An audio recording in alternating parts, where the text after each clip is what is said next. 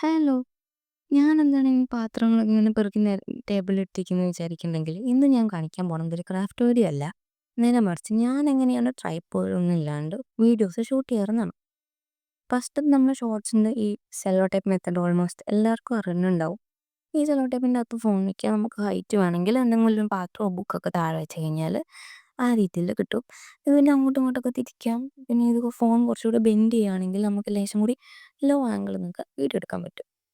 ഇനിയുള്ളത് നമ്മുടെ ലോങ് വീഡിയോസാണ്. ഇതിന് 2 മെത്തേഡുണ്ട്. ഫസ്റ്റ് വൺ, ഇങ്ങനെ ക്ലിപ്പ്, അതായത് 3 ക്ലോത്തിൻ്റെ ക്ലിപ്പ് ഇതുപോലെ കുത്തി കൊടുക്കണം.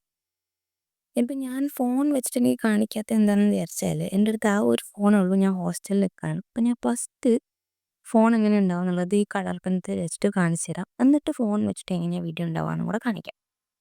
എങ്ങനെയാണ് നമ്മുടെ ഫോണിലുണ്ടാവുക, ഈ ഫോൺ വെച്ച് ഷൂട്ട് ചെയ്യുമ്പോൾ ഓൾമോസ്റ്റ് ഇങ്ങനെ ഉണ്ടാവും.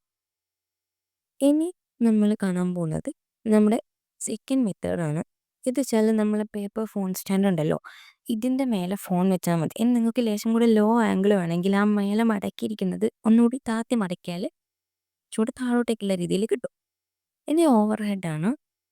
ഇതും നമ്മൾ ഒരു സൈഡിൽ കുറച്ച് വലിയ സാധനങ്ങളൊക്കെ വെച്ചിട്ട് ഫോൺ വെച്ചിട്ട് അതിൻ്റെ മേലെ വെയിറ്റ് വെക്കുക. ഇതുപോലെയാണ് ഉണ്ടാവുക. അത് നമ്മൾ ഫോൺ വെച്ച് കഴിയുമ്പോൾ നമുക്ക് ഇങ്ങനെ വീഡിയോ കിട്ടും.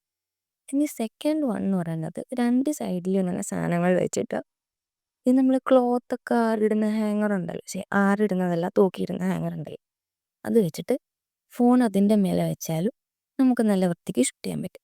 അപ്പം അത്രേ ഉള്ളൂ ഇന്നത്തെ വീഡിയോസ്. എല്ലാവർക്കും യൂസ്ഫുൾ ആയെന്ന് വിചാരിക്കുകയാണ്. ഇഷ്ടമായാൽ ലൈക്ക് ചെയ്യാനും സബ്സ്ക്രൈബ് ചെയ്യാനും മറക്കരുത്. Okay, by.